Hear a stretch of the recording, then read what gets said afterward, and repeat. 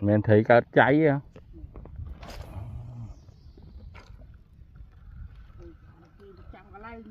Ờ.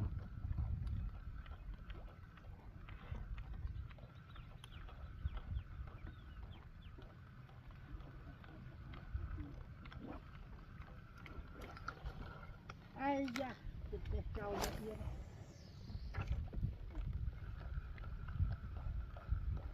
Ăn tinh mùi rồi.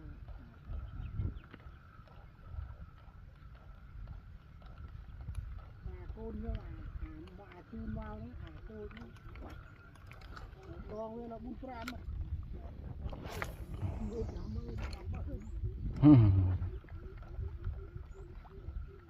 Long tinh ao nó phơi mơ, vô tới ai na nó chiên cũng bắt.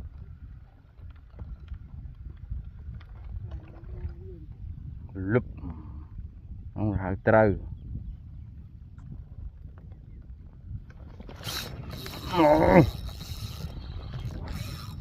Cái đâu đừng, cái đâu đâu tí đó đâu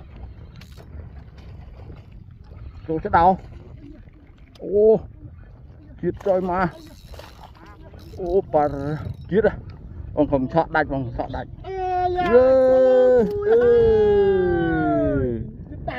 chết đạch mòn